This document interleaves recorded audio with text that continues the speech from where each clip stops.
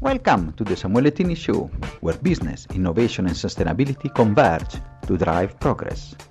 Are you ready to uncover solutions shaping our future? Let's dive in.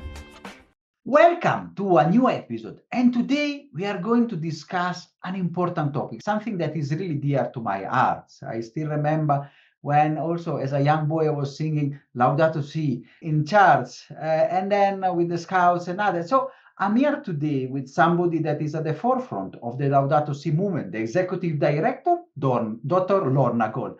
Thank you so much, Lorna, to be here with us today. Thanks, Samuel. It's really lovely to be here with you. The importance of the religion and instead the Catholic Church is paramount in fostering especially the legacy of Pope Francis to really work towards a more sustainable and just world.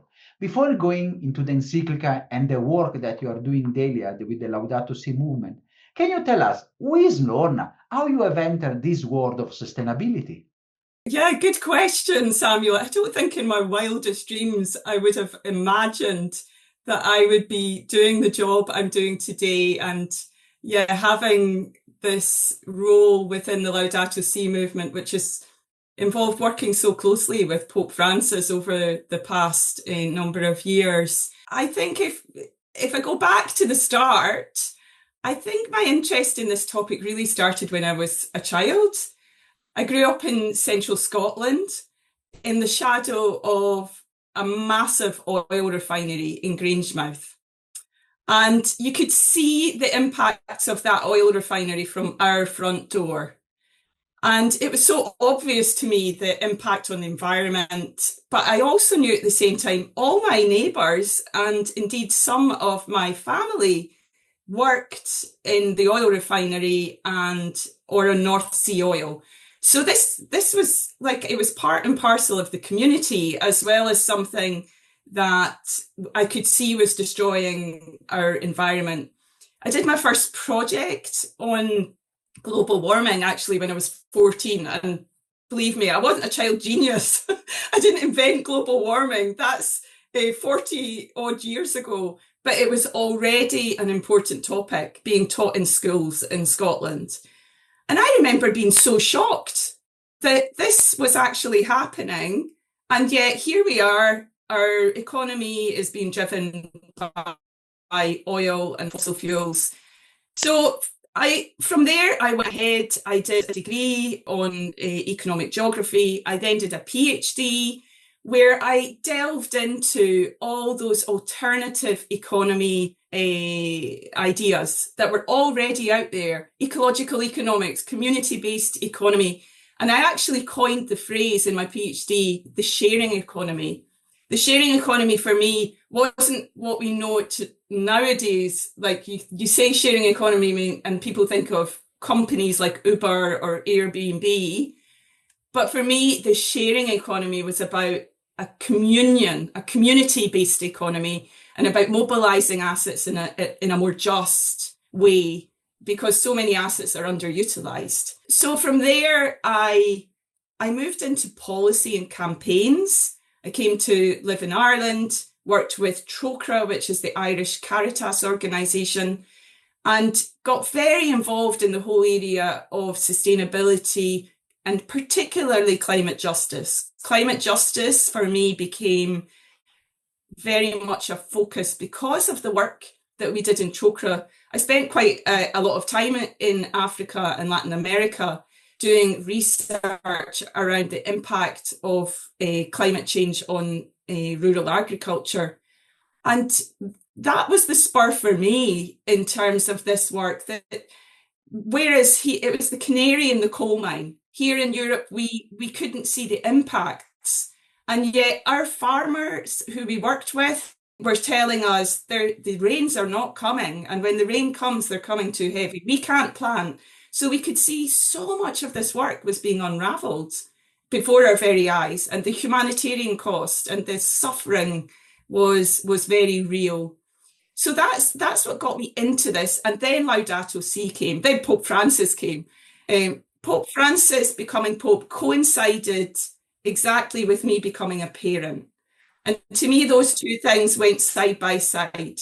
I started to think of the future, think of my kids. I wrote a book on that called Climate Generation, about my own story, about thinking about what are we doing about this and the impact it's having on our children. And then we had Pope Francis saying we need to keep hope for the future. We need to start to mobilize to build that hope. And that, importantly, I think for me, as someone who grew up as a Catholic, he was saying this is part and parcel of our faith. Maybe we thought that these things, or maybe in my mind, they ran side by side. I'm an environmental activist. I was campaigning on one side, and then I was going to church and I was trying to bring up my children in the Catholic faith. But Pope Francis, for me, was a game changer in saying that these are interconnected, that your faith and your commitment on environmental issues are one and the same. So yeah, so that's a bit about my background. Such a wonderful background. I mean, it's really when you were discussing about the sharing economy, and really the sharing economy cannot be the one that I feel undermines rather than humanize worker. I mean, the gig economy and other, but the sharing, how to use assets and things.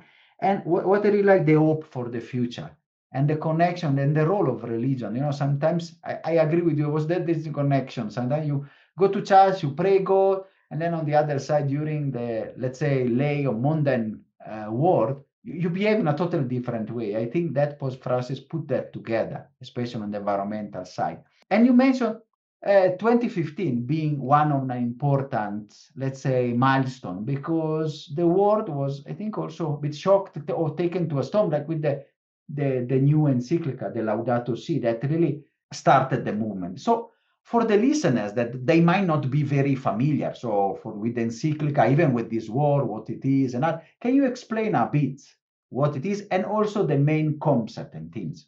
So Laudato Si is an official teaching of the Catholic Church. People need to understand that first and foremost. It is a social encyclical of the Catholic Church. It's part of the doctrine of the Catholic Church now.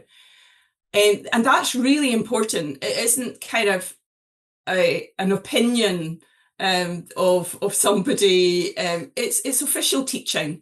In layman's language, you could say it's official policy of the church.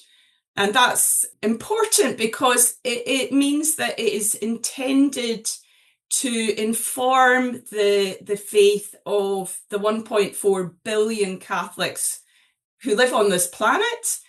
And importantly, the hierarchy, the priests, the bishops, the cardinals, the religious sisters, the brothers, the lay missionaries, who inform the consciences and behaviours of those 1.4 billion Catholics. So it's official teaching. Others, so that's kind of on the face of it. And there are many teachings of the Catholic Church. One important teaching document. It's much more than that, however. Others lay, let's say, important people, even as far as like people like Naomi Klein, who's a very well-known author, or people like Bill McKibben, or everybody has had an opinion about Laudato Si. And one person, I remember I was at a speaking engagement, a panel discussion about it shortly after it was published. And someone who was like an atheist, they didn't have any, but a very well-known academic in Ireland said, this is Pope Francis' love letter to the earth. And I love that. It's a love letter to the earth. It's the most beautiful text, piece of literature, actually, that is in parts akin to poetry and has some very powerful passages. And it really captures people's imaginations when they read it. So, like, what does it actually say and what does it cover? It's quite a complex document because it tries to tackle what we call the polycrisis that we're facing today. So the imminent collapse or a crisis in our ecological system and planetary crisis, and how that interconnects and relates to the economic and political crisis. And then he goes one step further to say, how does that then relate to the, let's say, the spiritual crisis, this crisis of consciousness of the human species? So to me, if you want to kind of think of it on a kind of parallel, to me, it's like the modern equivalent of the Brundtland Report. The Brundtland Report was the report of the Commission on Sustainable Development in the 1980s. And they had a document called Our Common Future, which took a global perspective. And this is one of the things Pope Francis does really well, and that's strikingly absent in our world today. A world leader, a kind of institution that takes this global viewpoint. Our Common Future tackled very similar issues in the 1980s, looking at the interplay between environment and the economic situation. Pope Francis puts it in a different phrase. He says, our common home. So the subtext to Laudato Si is care for our common home. So he's kind of making a kind of statement there in using the language of home, which some people have you can kind of gloss over it. But saying something is about our common home has an assumption that we're a human family. So it's as much about the family. And in fact, Laudato Si has to be read alongside his other social encyclical about world peace, which is called Fratelli Tutti, which in Italian obviously is everybody, we're all brothers.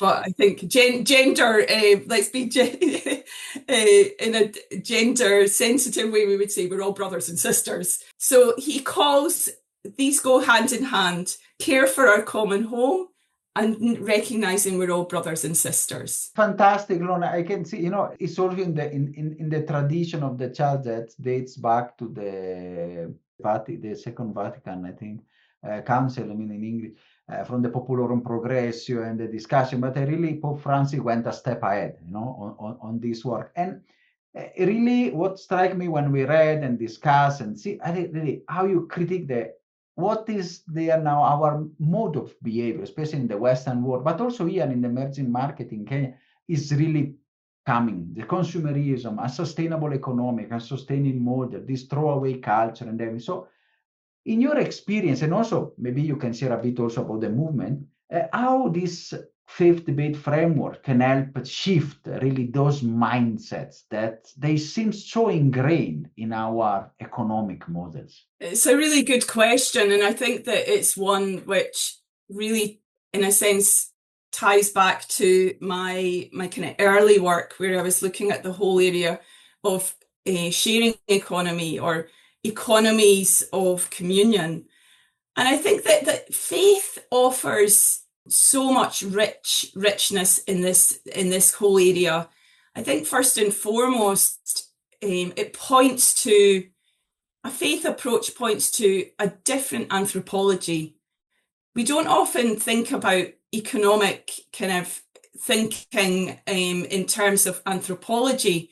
And we've lost sight of this, that at the very foundation of our prevailing economic doctrines and policies, there's inaccurate assumptions, which are really have a devastating impact. This lack of ability of the economic system on two fronts in particular, I'd say. The first is on the behavioural side. So our economic doctrine fails, and our policies that are based on that, fail to take into account the human desire for the greater good and for happiness. It conflates human happiness with self-interest. And this is like my PhD was all on this topic. Like it's almost seen as being irrational if you forego your self-interest. It's seen as something like there's a moral risk if you forego your self-interest to pursue the common good. It's a flaw that cuts across, and it goes all the way from how economics is taught from school all the way up to higher education, to PhDs, it means that there's a blind spot in our economic thinking. Now, others have started to address this. There's a huge school of thinking. I'm thinking of the school of civil economy that looks at economics and happiness. So there's plenty of academic research which points to this gap in economic thinking, but it has still failed to become the mainstream in our economic, let's say, prevailing doctrine.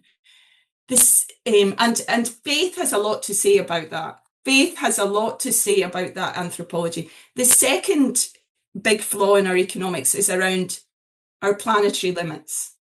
So economics today, especially at the macro level, but then going all the way down to the local level, simply fails to incorporate our finite world, the fact we live on a finite planet that has planetary limits. So in doing that, in promoting this growth model at all costs, blind to the fact that these limits exist, it is pushing us. Our economic system is pushing us with accelerated speed towards the precipice, because we, as a human species, are entirely dependent on our ecosystem. Try breathing underwater and you'll learn very quickly how dependent we are. So I mean, that's more a context, but in terms of what faith can do then, faith communities offer the most, let's say, thought through understanding of the human condition and anthropological foundations for that. Now, that's a very bold statement to say, but those tenets of religion have been enduring despite the last 200 years of capitalist economics. Faiths have endured. 80% of the world's population still identify as a believer in one faith or another. So that's an important entry point. And now that's not to say that every faith is engaged progressively in debates and discussions around our common home but there is an open door. There is an open door, and all faiths now in this, after the last 40 years, have statements, have policies, have teachings on care for the earth, on care for the poor, and have a lot to say on deep motivation and behavioural norms that could engage us in a different discussion around economics. Faiths are also major asset holders in our planet. Previous to this job that I have now, I worked in the whole area of ethical investments and the faiths. And that was an eye-opener, because I learnt about the trillions of assets that faiths have invested both in the stock exchange and also the hard assets that they have in terms of buildings, schools, universities, hospitals, even businesses. So they can bring a lot of economic firepower if they are mobilized towards a different economy. And it's really an important point, because it's really where also change can start, because where we start with the discussion thing. I want to go back a bit, because Pope Francis was a pope that during his years and work has really built many bridges.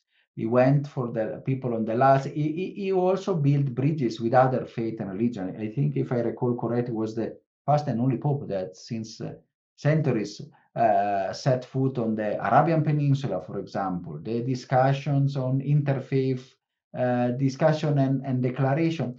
So really also the encyclical and the Laudato Si and the movement that stems there, I think resonate with most of the people of the earth, being their diehard atheist, even or faithful or other area, because this is our, let's say, common home and common spirit. So how do you see which key values? I mean, have you seen this also in your work and have you seen people that, notwithstanding maybe the few ideological, maybe doctrinal differences, they come on board? Because of course it's more what unite us than divide us. Absolutely, I couldn't agree more. And in fact, Laudato Si is unique in that kind of respect, as a clarion call for us all to work together.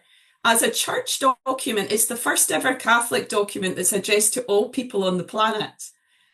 So other popes have wished to address it to people of goodwill, but this is addressed to everybody, the good, the bad, the ugly.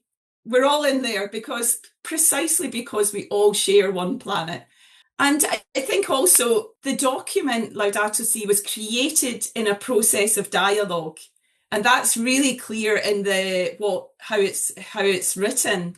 It's the first church document that extensively quotes science, and there were scientists involved, as well as many Catholic civil society organisations.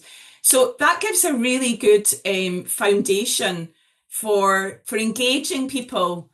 And in Laudato Si, it talks about the need for an ongoing dialogue between faith and science. For Pope Francis, who was a trained chemist himself, so before he became a priest, he was a chemist and he worked as a chemist. Science and faith are not polar opposites, which is often how it's presented certainly in Western culture, that if you're a person of faith, and I faced this myself also in working with the environmental movement, if you're a person of faith, you're often seen as kind of like people look at you a little bit like curiously, like, do you believe all that stuff? You know, like the kind of like, do you really believe all that? Kind of like as if it's they see it as a bit of something that's a kind of legacy of the past. Whereas Pope Francis was very good at kind of encouraging respect between people. And you mentioned his trip to the Arabian Peninsula.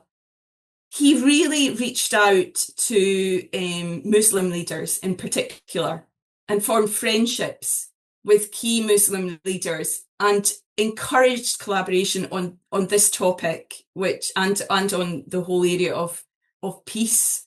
And in fact, through Laudato Si, a whole movement began within the Islamic world around ecology.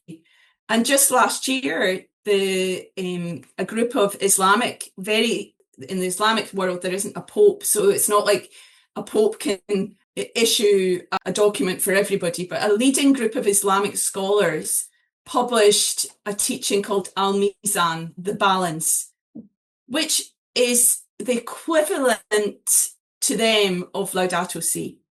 And many of the authors of that report or that teaching document call it the Muslim Laudato Si.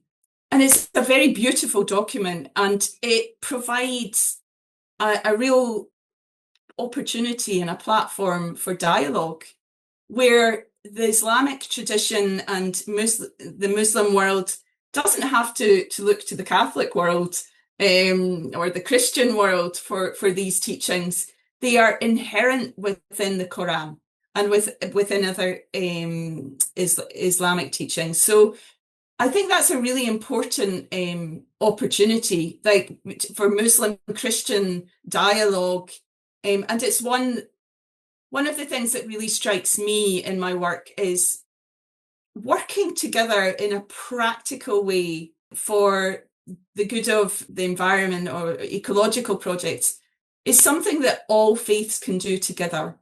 It becomes a dialogue of life as opposed to a theological dialogue, because when you sit down and you just use your heads between different faiths and very learned people who know the sacred texts, it can become a dialogue of looking at what divides. Whereas if you start with the people, you can focus on what brings us together.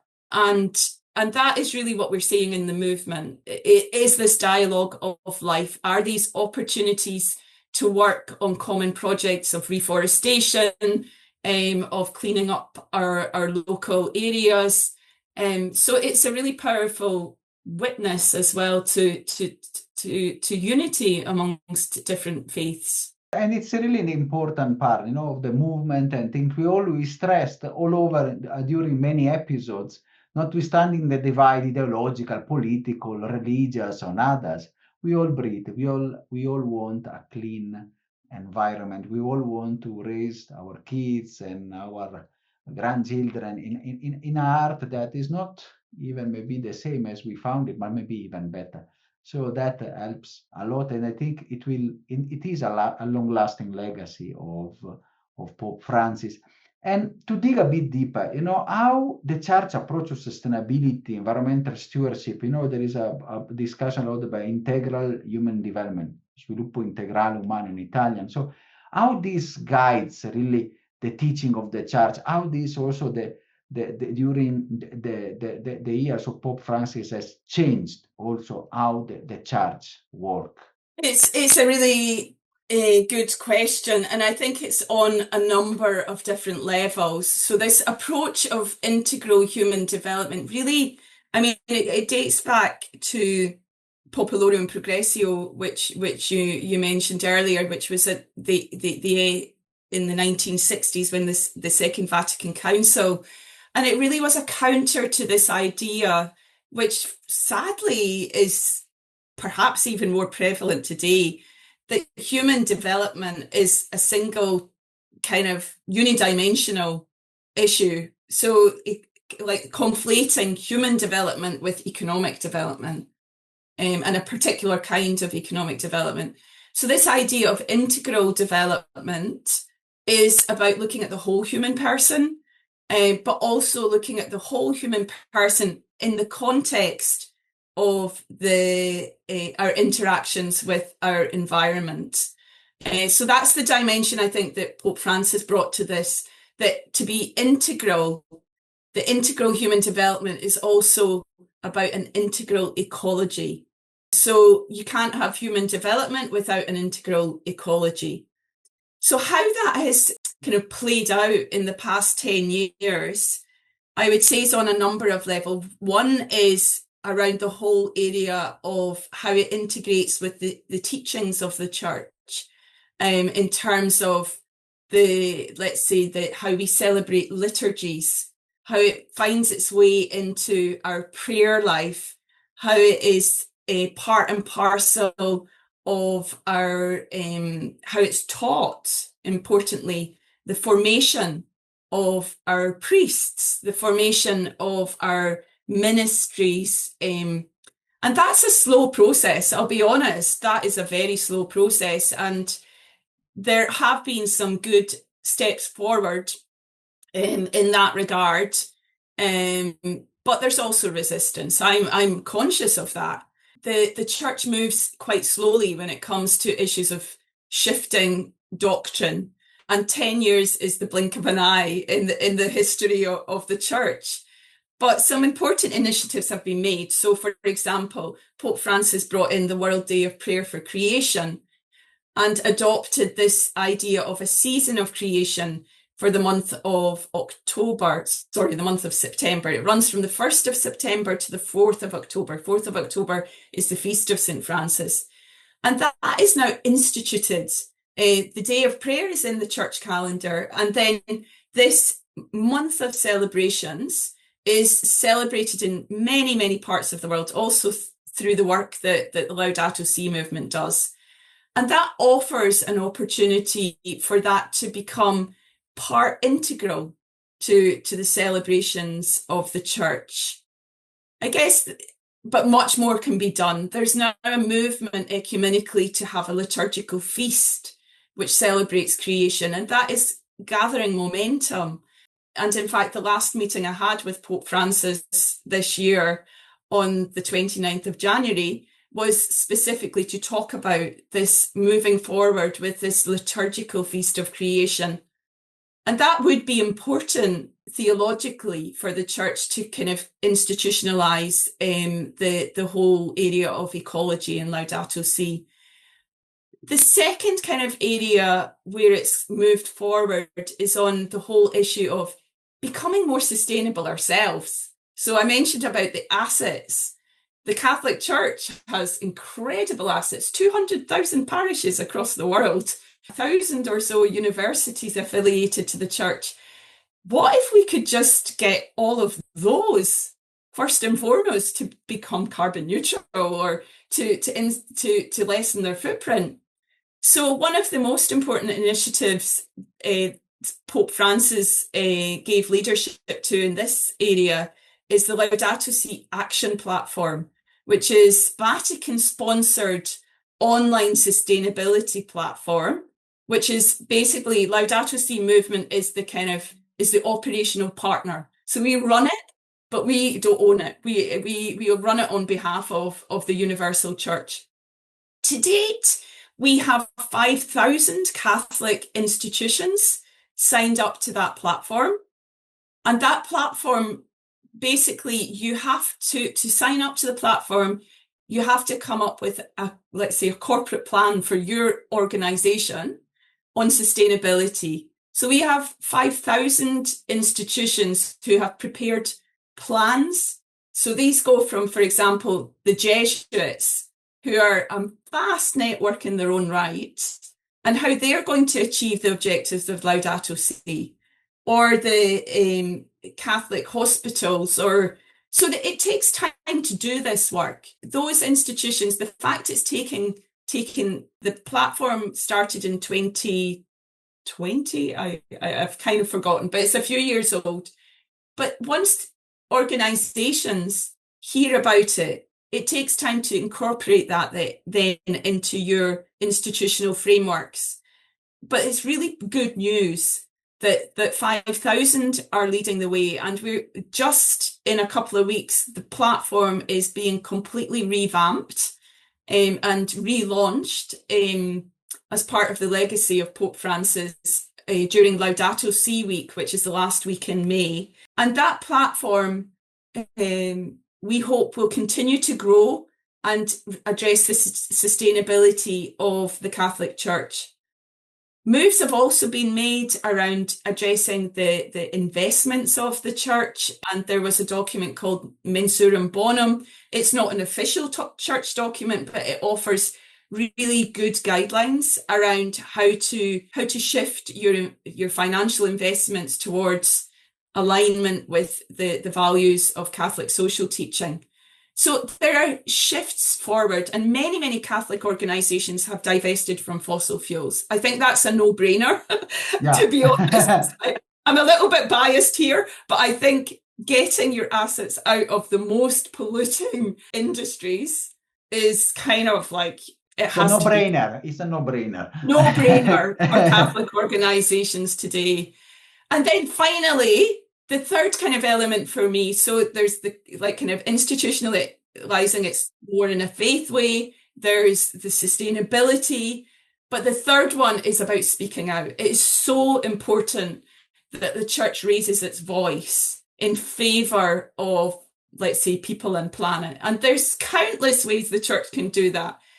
Every bishop's conference has a platform nationally to do that. To have courage to do that. And many bishops' conferences have done that. I know here in Ireland, the bishops are very vocal. In Italy, the bishops are very vocal.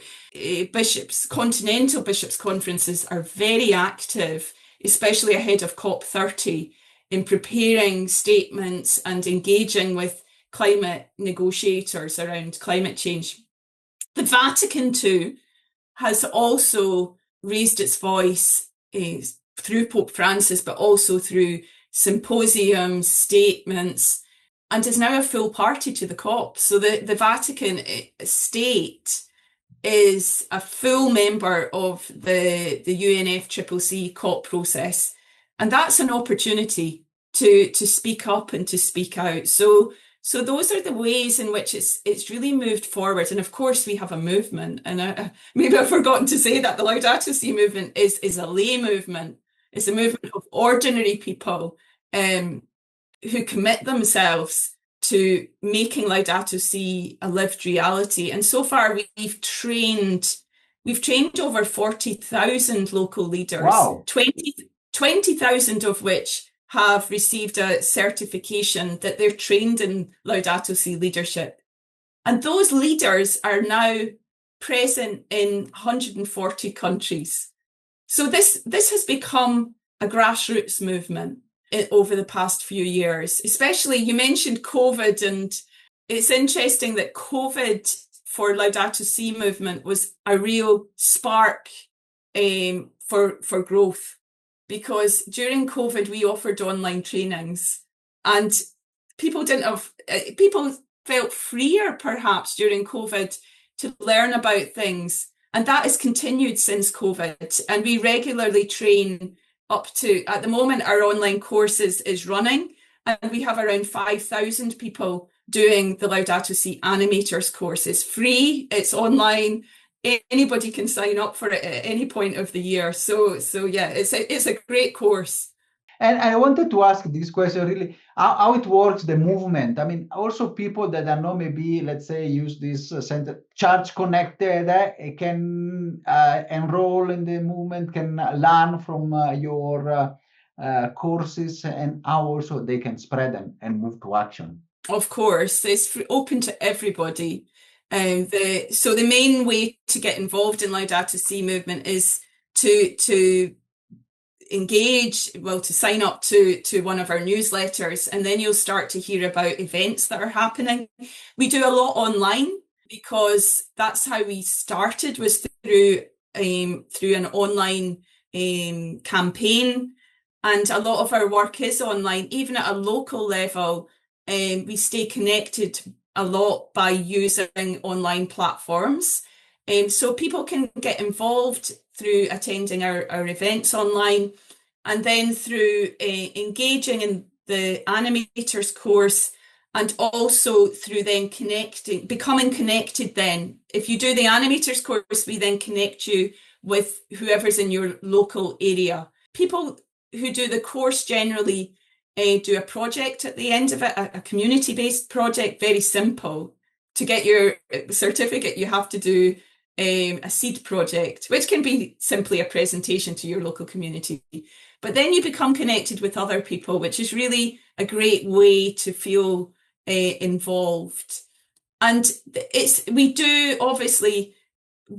work through the framework of Laudato Si, which does have a spiritual dimension to it. So it is through that spiritual framework of Laudato Si.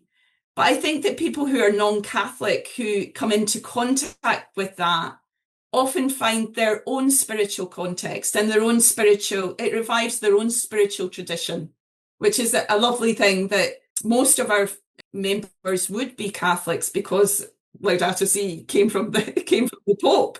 But there are other people involved who are from other Christian traditions or Muslim traditions, or people who have no faith but feel they're comfortable with the spiritual nourishment that comes from Laudato Si. And it's fantastic, Lorna. It's really this the way also humanity, we are in a common plan, a common home, and a common species, and we have also responsibility to what we could say our planet, the creation, and it's really an important part. So notwithstanding the differences, let's say doctrinal differences, maybe also in science, in history rather than in teachings. And then from there, now we can craft a path forward. Let me ask you. I mean, we have spoke a lot, and we are going towards the end of that. But I want to ask a question that we are recording on the brink. I mean, at the eve of the conclave. I don't know how to say it in English. Of the election of the next pope, and for sure, we want to ask you. What is the future for the movement? What do you think will be the legacy? And would the church not only commit more, but even reinforce this, especially looking at the current crisis that is not reducing speed, but actually increasing in imbalances? Yeah, I mean, so we're recording this before we know who the new Pope is, and by the time people hear it, we will have a new Pope. And I'm confident that whoever the Pope is, this issue is not going to go off the agenda. In fact, the area of ecology, and the area that Pope Francis drew attention to in Laudato Si is part of a long tradition in the Catholic Church. It was first an issue for John Paul II, who spoke about this. And then we actually called Pope Benedict the Green Pope, which is quite amazing, considering he had he raised this issue many times, but we perhaps didn't really notice because he was focused on other issues. So this is part of a long tradition, and the area of stewardship of the environment is part of a long tradition within the church. And I think what is really interesting to me is that Pope Francis, in his papacy, laid solid foundations. And he entrusted this work to the likes of Laudato Si Movement and other initiatives in the church which are carrying this work forward. And he provided us with the tools to be able to get on and to do this work, and to do it confidently, knowing that we have the backing of the universal church, that we're doing this very much in line with the teachings of the church.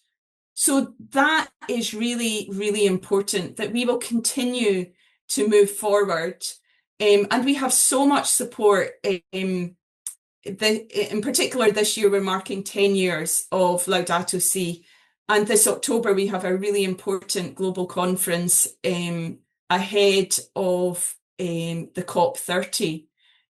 And the engagement of people, both bishops, cardinals, who want to be part of this initiative to mark the 10th anniversary is really, really striking. This has become an unstoppable force within the Catholic Church.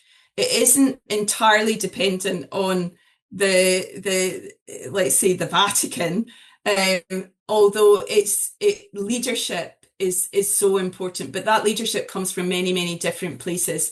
But I'm really confident that the new Pope will put this high on their agenda. They'll have obviously a massive inbox of issues that they need to tackle. But certainly I look forward in the near future to meeting the new Pope, whoever he is. The listeners know, but I don't.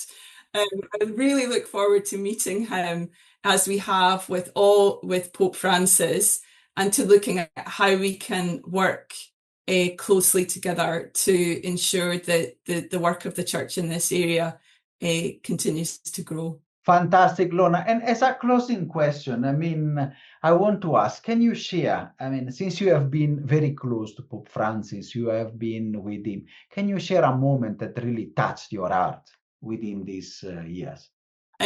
Gosh, there's so many, but one that really comes to mind was on the eve of the pandemic. I met him with the board of Laudato Si Movement, and it was a very intimate meeting where we sat in a circle and shared our personal stories, a bit like I've shared today, about why we have become so involved in this area of work. And he also shared his story. When it came to my turn, I shared about becoming a mother and how my own motivation really comes deeply from looking at my children's future. The Pope, at the end of the meeting, when we went to shake hands, he said, I need to show you something. And I was like, he remembered that I talked about being a mum. And he says, I want to show you something. And this was totally unscripted. He brought all the board out to a corridor and he showed us a tapestry of the birthing of the universe. And it's a beautiful tapestry which shows hands birthing a baby, a bit like the kind of Michelangelo kind of style the birthing of the universe. And he gave us a catechesis, but he was looking at me because it was about motherhood. And he said, you know, this picture, it shows strong but gentle hands birthing this new life into the world. And then he says, you know, we all need to be like that now. We all need to be like mothers. And wow. Yeah. It was a very touching moment. And I also got the chance to give him my book that day. So yeah, I'll treasure that, as all of the other moments, because he was whenever you met him, he had this capacity to make you feel you were really the only thing that mattered in that moment. And I was just he listened. Like, I couldn't believe that he'd absorbed all these stories, but then he actually heard me when I said about being a mom. So yeah, I'll take that with me as a memory. And it's also a very touching and very important leadership lesson. You know, we also discuss about the listening leader, the one who, and more often often, I mean, people, leaders, they just shout and without listen. And this is how, in practice, somebody that was leading faith of 1.4 billion people, listening and really touching the heart of every single person. So, Lorna, I really want to thank you so much for your wonderful episode. It's been an honor and pleasure having you, and I'm sure we will see, especially the COP is such an important part, and we really hope that the movement, and we'll see how we'll foster the legacy even more of Pope Francis. Thank you so much for this episode. Thank you. Are you satisfied after this wonderful episode? Let's continue together our sustainability journey.